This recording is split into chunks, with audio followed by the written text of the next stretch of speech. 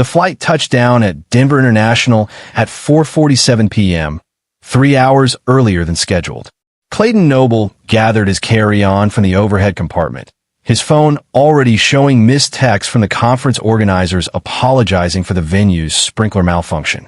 26 hours of preparation for a cybersecurity presentation, canceled because someone couldn't maintain basic plumbing infrastructure. Clayton had built his consulting firm, Noble Defense Solutions, from nothing over the past 12 years. He specialized in digital forensics and network security for mid-sized corporations, the kind of work that paid well, but kept him on the road 2 weeks every month. His daughter Emma, 8 years old with her mother's dark hair and a stubborn chin, had stopped asking when Daddy would be home. She learned to measure time in sleeps instead. The Uber dropped him at his house in Lakewood just after 6. October twilight painted the street in amber, and Clayton noticed his wife's car wasn't in the driveway. Neither was his mother-in-law's ancient Buick. The house stood dark except for the porch light on its timer. He unlocked the door, dropped his bag in the foyer. "Hello." Silence answered him. Clayton checked his phone. No messages from Jennifer. He called her number. It rang 4 times before going to voicemail. "Hey, it's me. Home early. Where you guys?" He tried Emma's iPad next, the one with the family tracking app. Offline. That wasn't unusual. Jennifer was terrible about keeping devices charged. Clayton walked through the house anyway, checking rooms with growing unease he couldn't quite name. Everything looked normal. Dishes in the sink. Emma's homework scattered across the dining table, fractions half finished. Her backpack hung on its usual hook. Jennifer called back at 6:23. "Clay, you're home? I thought your flight wasn't until tomorrow. Conference got canceled. Where's Emma?" "She's at my mom's. They're doing a sleepover thing." Jennifer's voice carried that breezy tone she used when she was distracted. He heard traffic in the background. "I'm just running errands. Be home in an hour." "Which errands take an hour at 6:30 on a Friday?" "Jesus, Clayton. I'm at Target. Do you want me to send you my receipt?" He pinched the bridge of his nose. "No. Sorry. Long day. You want me to pick up Emma?" "No need. Mom's got it handled. They were going to make cookies or something. I'll get her in the morning." They talked for another minute about nothing. His canceled trip, what to do for dinner. After hanging up, Clayton stood in the kitchen, unable to shake the feeling that something was misaligned. He'd learned to trust that instinct during his years as a digital forensics investigator. The feeling that one log file didn't match the others. The timestamp that shouldn't exist. Emma's iPad was still offline. Clayton drove to his mother-in-law's house without calling ahead. Martha Hickman lived in Arvada, 40 minutes in Friday traffic. She'd never liked him, made that clear from the day he'd started dating Jennifer 20 years ago. Community college boy, she called him once, not realizing he could hear through the kitchen door. Never mind that he'd built a 7-figure business. Some people measured worth differently. The sky had darkened to purple by the time he pulled onto Martha Street. Her house, a gray 2-story with peeling paint, sat at the end of a cul-de-sac. No cars in the driveway. No lights visible through the windows. Clayton parked and got out anyway. Walked up the cracked concrete path. Knocked. Waited. Knocked again. Nothing. He circled to the backyard, using his phone's flashlight. The yard was an overgrown mess, weeds choking what had once been a garden. A rusted swing set listed to one side. And at the far end of the property, past the dead flower beds, stood a shed. Light leaked through gaps in the wooden walls. Clayton walked toward it, dead grass crunching under his shoes. The shed was old, maybe 10 by 12 feet, with a pitched roof and a single door. Someone had replaced the original lock with a heavy-duty padlock. The hasp hung open. He pulled the door. Emma sat in a folding chair in the center of a shed floor. Her wrists were zip-tied to the chair's arms. Her ankles were bound to the legs with the same industrial plastic strips, pulled so tight that her feet barely touched the concrete. She'd been crying. Her face was blotchy and swollen, but she wasn't crying now. Her eyes went huge when she saw him. "Daddy," she whispered. Clayton's vision tunneled. The shed contained a workbench along one wall, scattered with tools and paint cans. A space heater glowed orange in the corner, and mounted on a tripod, lens pointed directly at Emma, sat a video camera. The record light blinked red. "Don't move, baby." His voice came out steady despite the roaring in his ears. He crossed to her, pulled out his pocket knife, cut through the zip ties. Emma's hands were purple from restricted circulation. She collapsed against him, shaking. "How long have you been here?" "Since dinner." Her voice was so small. "Grandpa said you wouldn't notice. Said Mom wouldn't care." Clayton picked her up. She weighed almost nothing. He carried her toward the door, then stopped. The camera was still recording. He set Emma down carefully, told her to wait outside, then walked to the tripod. The camera was a professional model, the kind that cost $3,000. It was connected to a laptop on the bench, also expensive. The screen showed a file directory with hundreds of videos, labeled with dates going back 18 months. His hands moved automatically, years of digital forensics training taking over. He ejected the SD card from the camera, disconnected the external hard drive from the laptop, found 2 more hard drives in a locked drawer that took him 15 seconds to open with a screwdriver. He put everything in a cardboard box he found under the bench. Emma stood in the yard, hugging herself. Clayton lifted her again, carried her to his car. She didn't speak during the drive to the emergency room. Neither did he. He couldn't trust what would come out if he opened his mouth. The ER doctor was a woman in her 50s named Dr. Patricia Kim. She examined Emma in a private room while Clayton waited outside, his hands opening and closing into fists. 20 minutes later, Dr. Kim emerged. "No signs of sexual abuse," she said quietly. "Some bruising on her wrists and ankles from the restraints. Mild dehydration. She's physically okay, Mr. Noble. But we need to call the police and social services. This is a mandatory reporting situation." "I know." The police arrived at 9:15 p.m. 2 officers, 1 male and 1 female. Detective Aaron Sanderson took point, mid-40s, graying hair, the kind of cop who'd seen too much and stopped being surprised by anything. Clayton told them everything. The early return, the shed, the camera. He showed them the box of hard drives and SD cards. "I'll need those," Sanderson said. "I know." Clayton handed over the box. "I also need copies." "That's not how this works. I'm a digital forensics investigator. I run Noble Defense Solutions. I have the facilities to analyze this properly, and I have the legal right to copies of evidence related to crimes against my daughter." Sanderson studied him. "You planning to do something stupid?" "I'm planning to make sure whoever did this doesn't walk on a technicality because some evidence chain got broken. You want this to stick? Let me help." They went back and forth for another 10 minutes. Eventually, Sanderson made a call to someone higher up the chain. An hour later, Clayton had signed more paperwork than he'd signed buying his house, and a tech had duplicated the drives. Jennifer arrived at the hospital at 10:47 p.m. She pushed past the officers, found Clayton in the waiting area. "What the hell happened?" They said Emma was hurt. He looked at his wife. Really looked at her. She was wearing makeup. New earrings he hadn't seen before. Her shirt was expensive, not the Target clearance rack she usually shopped.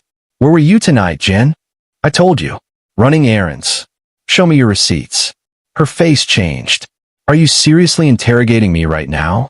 Our daughter is in the hospital and She wasn't at your mother's house," Clayton said flatly. "She was tied to a chair in the shed. She'd been there for 5 hours. Jennifer went white. For a moment, just a moment, Clayton thought he saw something flicker across her face. Not shock, not horror, something else. Then it was gone, replaced by appropriate maternal panic. Oh my God, is she okay? Where's my mom? What? Your mother wasn't home. The house was empty. Emma was alone in that shed with a video camera recording her. A camera? Who would? Jennifer grabbed his arm. Clay, where is she? I need to see her. Detective Sanderson stepped forward. Mrs. Noble, I'm going to need you to come down to the station and answer some questions. Questions about what? I don't know anything about this. Then it shouldn't take long. Clayton watched them take her away. The female officer, her nameplate read Garcia, stay behind. Mr. Noble, do you have somewhere your daughter can stay tonight? We're going to need to process your house and your mother-in-law's property. Could take a few days. I have a friend in Boulder, Trevor Buckley. He's good people. Okay, get her settled, get some rest. We'll need a full statement from Emma tomorrow, but we'll have a specialist handle that. Child psychologist. He nodded. Dr. Kim released Emma an hour later with prescriptions for anxiety medication and the name of a trauma therapist. Clayton carried her to the car again. She hadn't spoken since the hospital, just stared at nothing with those huge, empty eyes. Trevor and his wife Kendra took them in without questions. They had 2 kids of their own, both teenagers, and a house big enough that Emma could have her own room. Clayton put her to bed, sat beside her until she fell asleep. Then he went downstairs to Trevor's home office and plugged in the first hard drive. The forensic software took 20 minutes to catalog the contents. 847 video files. The oldest dated back 19 months. Clayton opened the most recent one, the one that had been recording tonight. The video showed Emma being led into the shed by Martha Hickman. His mother-in-law's face was clearly visible.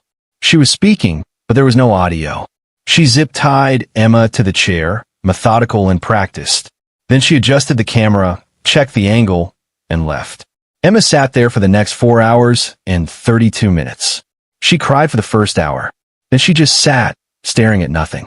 Clayton closed the file. Opened another one from 3 weeks ago. Same setup, same shed, same chair. Emma, younger, crying harder. He opened a file from 6 months ago. Same thing. 12 months ago. Same thing. Every video showed the same scene. Emma, bound to the chair. Sometimes she was crying. Sometimes she was silent. Sometimes she was begging the camera to let her go. The timestamps showed a pattern. Every Friday evening around 6 p.m. Like clockwork. Clayton opened a spreadsheet, started building a timeline. His hands moved mechanically. Years of forensic training creating structure from chaos. Date. Duration. Observable details. He worked through the night, documenting every file.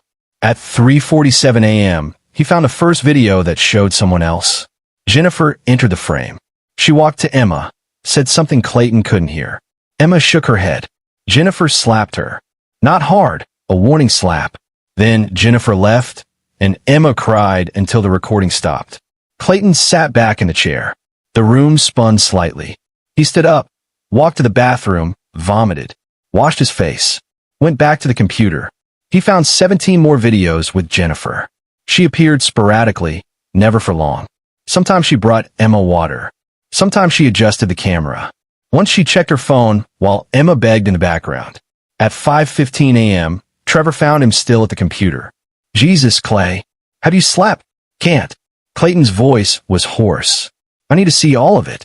Need to understand. Trevor pulled up a chair. Show me.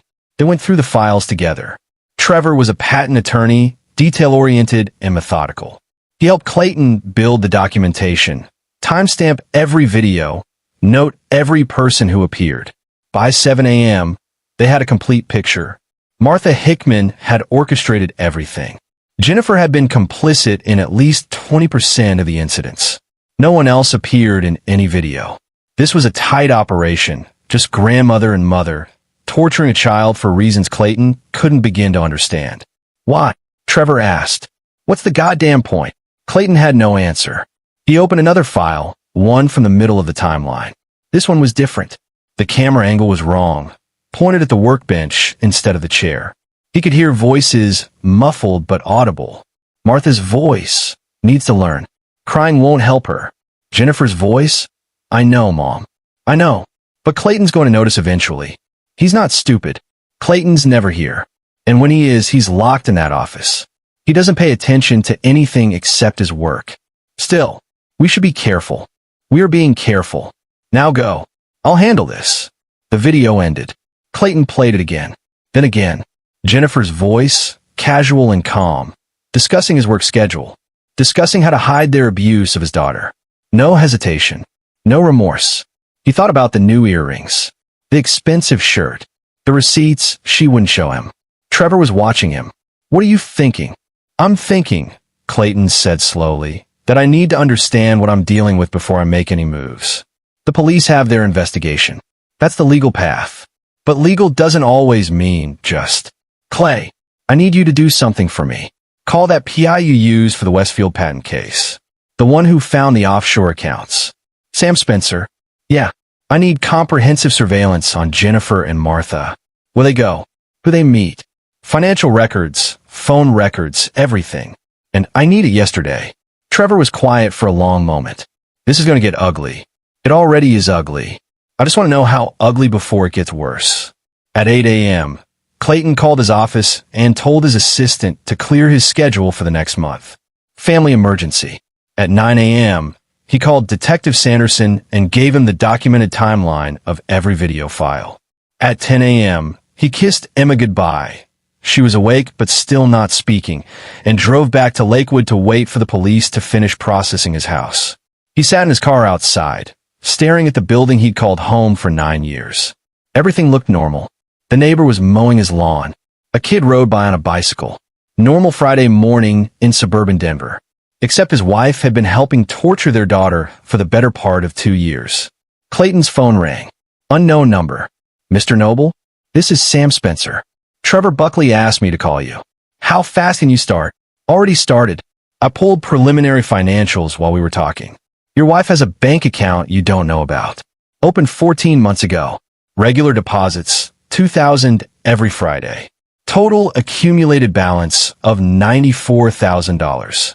Clayton felt something cold settle in his chest. Source. That's where it gets interesting. The deposits are cash. Structured to avoid reporting requirements. Someone who knows what they're doing. Can you trace them? Working on it. But Mr. Noble, I've been doing this for 15 years. This pattern? Someone was paying your wife. The question is what for? Clayton already knew the answer. He'd seen in those videos, watched Jennifer check her phone while Emma cried. This wasn't just abuse. This was business. Find out who, he said.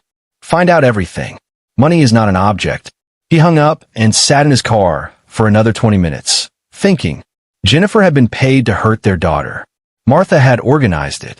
And somewhere out there was a third party, someone with enough money to pay $2,000 a week for videos of a child in distress. The legal system would handle Martha and Jennifer. Charges would be filed. Trials would happen. They might even go to prison. But the person paying them? That would take something different. Something the courts couldn't touch. Clayton had built his career on understanding how criminals think, how they hide their digital tracks. He'd helped catch embezzlers, corporate spies, data thieves. This was personal. This was his daughter. And whoever was buying those videos was going to learn that some people shouldn't be crossed. Detective Sanderson called at noon. We arrested Martha Hickman. She's not talking. Lawyered up immediately. Your wife is still at the station. She's saying she didn't know anything about the shed. She's lying. I know. We have the videos. But she's sticking to her story. Says her mother must have done everything while she was out. Where does she say she was? Sanderson hesitated. Mr. Noble. Where?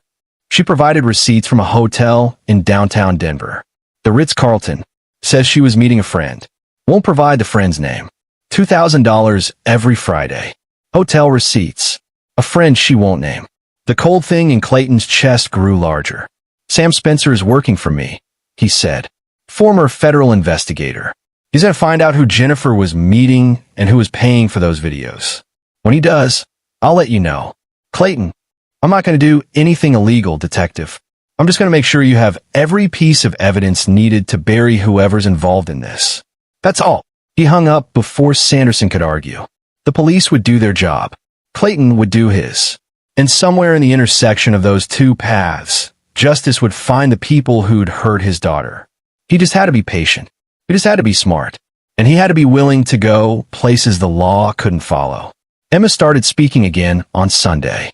Short sentences, mostly.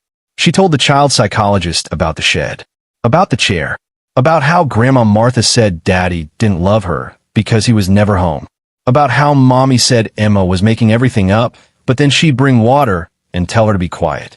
Clayton listened to the recording later, his jaw clenched so tight it ached.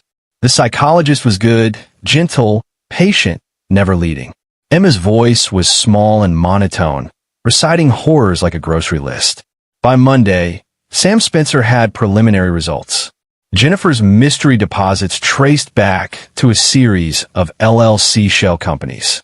The companies were registered in Delaware, owned by a trust in the Cayman Islands. Professional-grade laundering, the kind that took serious resources. Whoever's behind this has money and knows how to hide it, Sam said over the phone.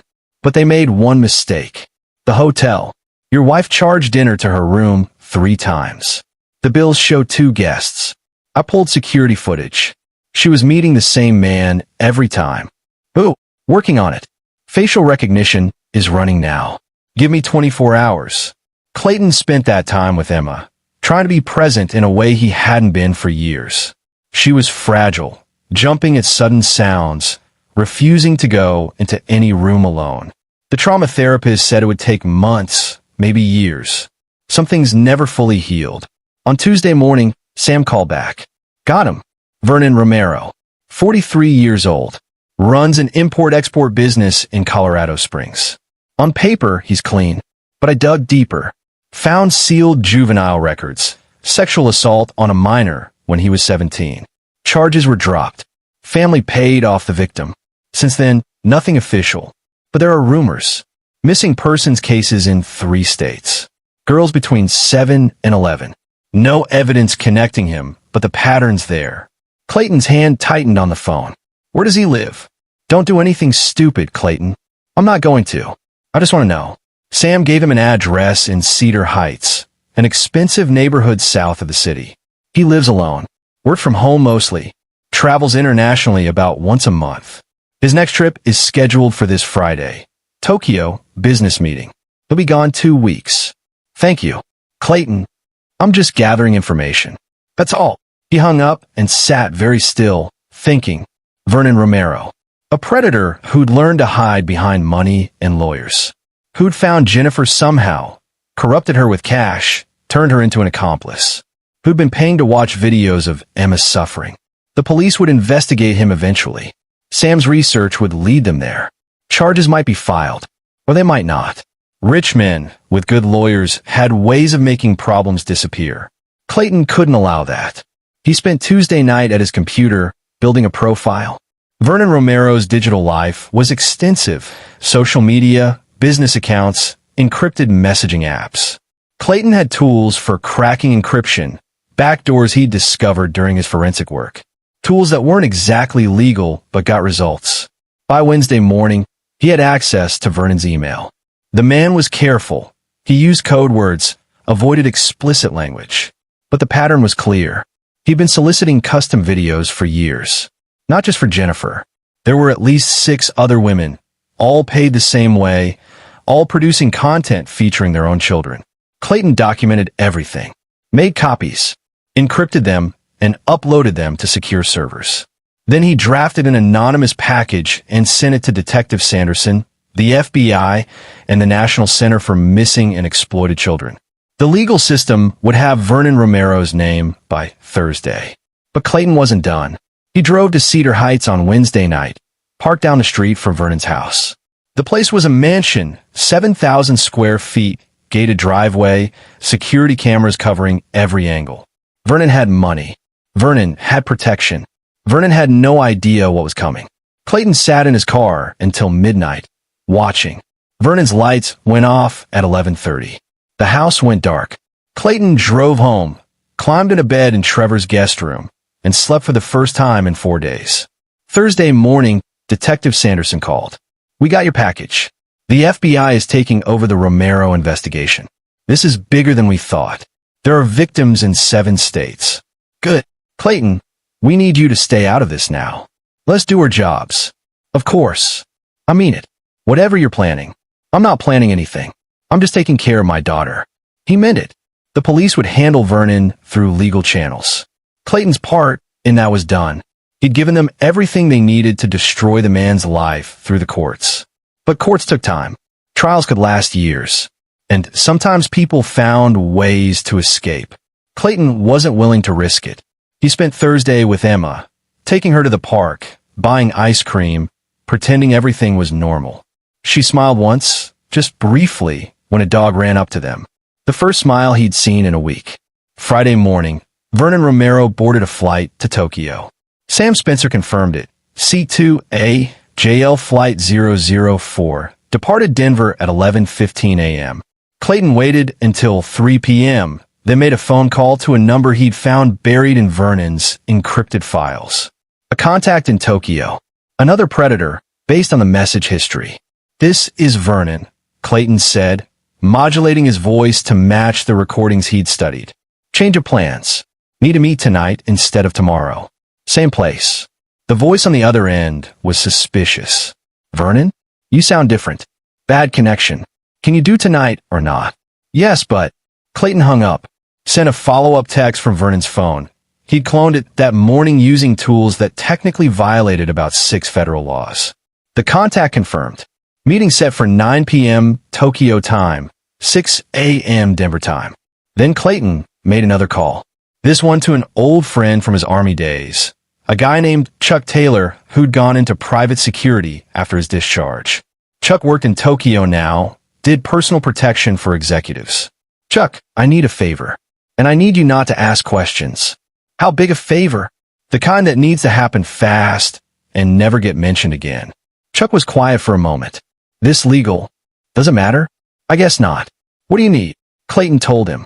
Gave him Vernon's Tokyo contact information, the meeting location, everything. "This man is a child predator. He's meeting another predator. I need evidence of that meeting. Photos, recordings, anything that can't be denied. And then you call the Tokyo police. Anonymous tip. Let them catch him red-handed. Clayton, if this goes wrong." "It won't. Vernon Romero is arrogant.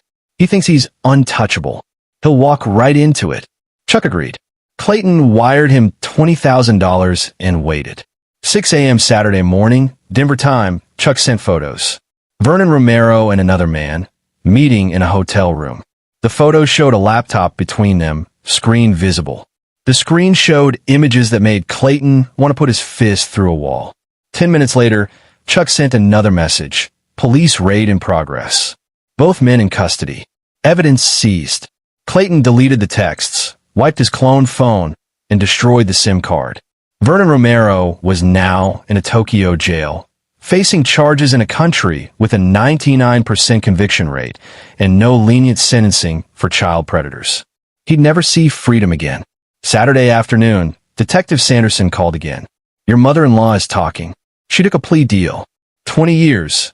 Eligible for parole in 12. She's giving us names, details, everything. Your wife's lawyer is trying to negotiate, but we have her dead to rights. She's looking at 15 minimum." "Good. There's something else. We got a tip about Vernon Romero. He was arrested in Tokyo last night. Caught red-handed with enough evidence to put him away for life. That's convenient." "Yeah, real convenient." Sanderson's voice was dry. "You wouldn't know anything about that, would you?" "How would I know anything about what happens in Tokyo, detective?" "Right.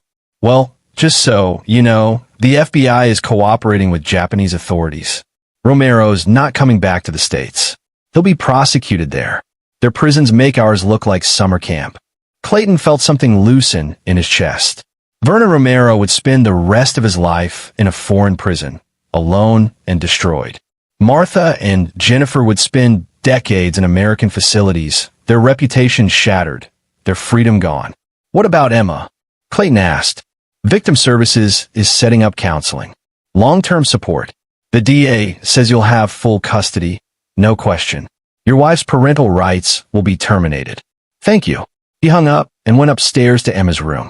She was playing with Kendra's daughter's old dolls, setting up an elaborate tea party. When she saw him, she held up a plastic cup. "Want some tea, Daddy?" Clayton sat down on the floor, took the cup. "I'd love some." They played together until dinner, and for the first time in a week, Emma laughed. A real laugh, genuine and bright. It was the sweetest sound Clayton had ever heard. The legal aftermath took 3 months. Jennifer pleaded guilty to child endangerment, criminal abuse, and conspiracy. The judge gave her 18 years. Martha got 23. Both would serve their time in separate facilities, no contact allowed. Vernon Romero was sentenced in Tokyo to 35 years at hard labor. The international investigation uncovered 43 victims across 9 countries. The FBI dismantled an entire network of predators, traffickers, and corrupt officials. Clayton sold the house in Lakewood. Too many bad memories. He bought a smaller place in Boulder, close to Trevor and Kendra. Emma transferred schools, started over with a clean slate. The nightmares faded slowly. The therapy helped. So did Clayton's presence. He cut his travel to zero, ran his business entirely from home. 6 months after that night in the shed, Emma asked if they could get a dog. Clayton said yes immediately. They went to the shelter, and Emma chose a 3-legged terrier mix named Lucky.